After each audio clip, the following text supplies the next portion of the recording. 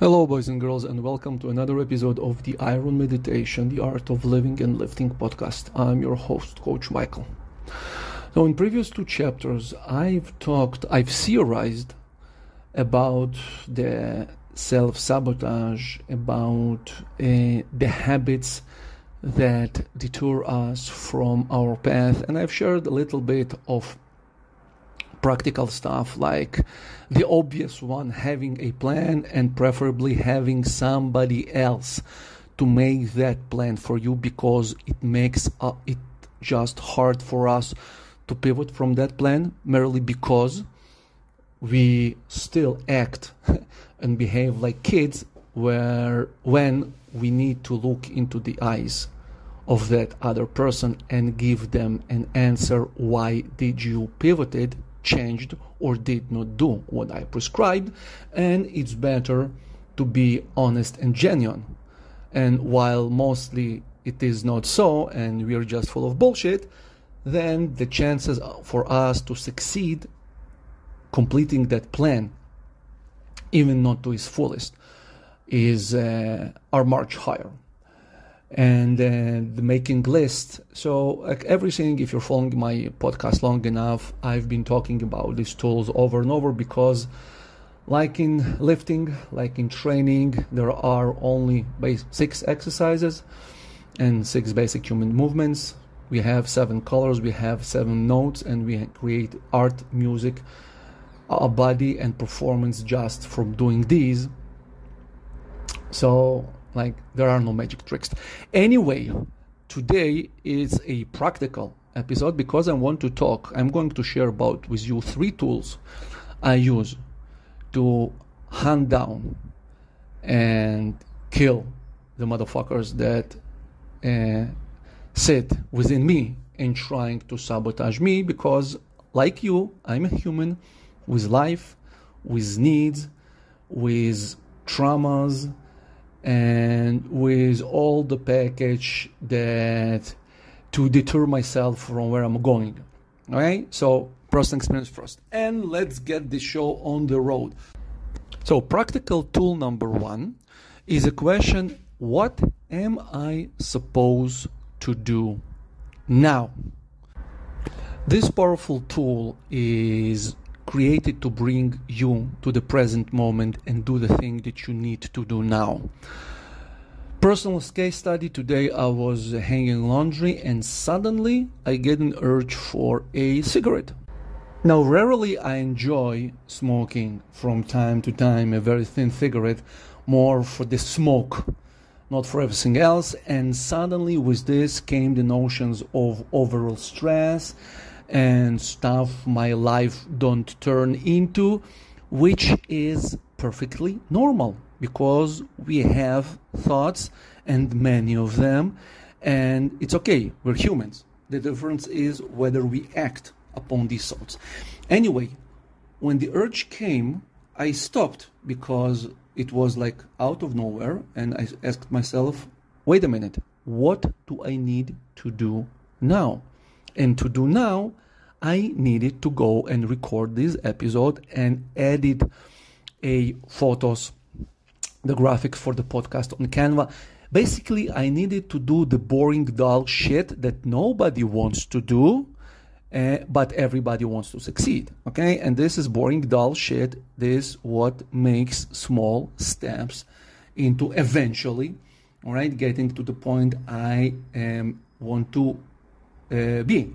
So I immediately recognized what this urge is trying to do, and I said, all right, so I finished hanging laundry and here I am talking to you right now.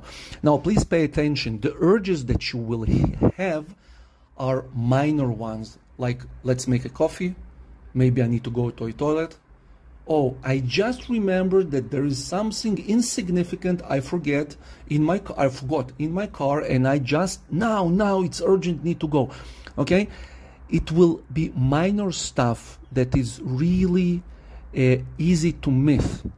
You will never have the urge to move to another country, to buy a flight ticket and go on vacation, because these are very big stuff, and your inner guard will say, hey, wait a minute, what's going on here. But in my case, like having this small cigarette, and just for your information, I don't even have one in my house. All right? It's not something I could have executed, but it was this very subtle thing, and it's usually coffee, or maybe you're hungry, you need some protein because you're an athlete, and this all the bullshit. So please pay attention for the small urges that come out of nowhere, and ask yourself, what am I supposed to do now? All right, moving to the tool number 2, what I'm not doing while I am. Now, this is a bigger one. So we usually tend to create drama in our lives in order not to deal with bigger projects. And the easiest example I can give you for the married people is marital crisis. Now, these things happens with humans. Sometimes you fight, sometimes things just don't go well. It's all right. Now, I'm not talking about these chronicle cases where divorce or separation is a must, right? I'm talking about the day-to-day life, and suddenly you find yourself occupying with this, big life question. Maybe I'm wasting my life with this person. Maybe I need to, and then you find yourself gathering information while you actually you're not ready to act upon it. Okay, seriously act. So when you find yourself, or just begin to scroll the internet in search for your new 1-week vacation, if you ask yourself, the answer will be like, I don't have the time to go to the week vacation now, or I don't have the money to execute this big dream, or even, shopping for houses in Greece, or, downshifting, whatever. Because currently I cannot do it, but somehow you find yourself occupying and wasting time not doing the bigger thing that you need. So when it happens, pause and ask yourself what you are not doing while being occupied on this project.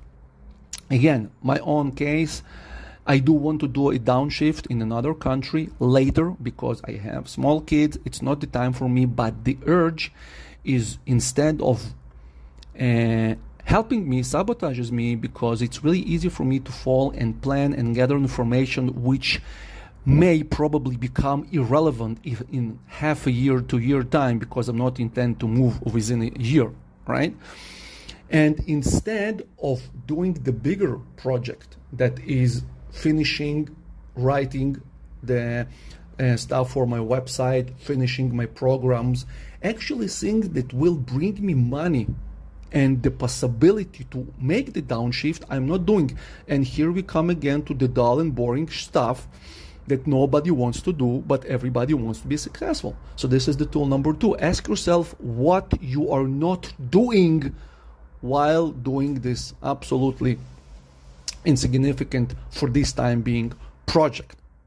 And the practical tool number 3, it is the very simple question.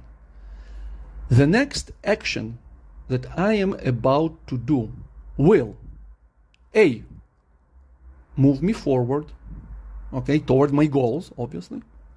B, keep me in place, like I'm going to binge on my refrigerator now. C is going to throw me back.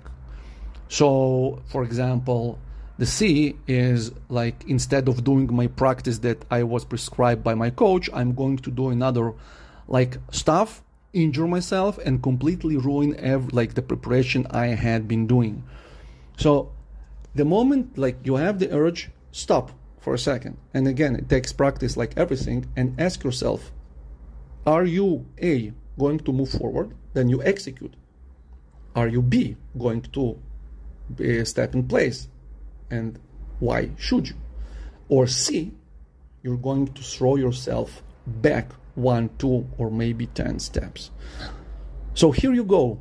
3 practical tools. Try them. Use them.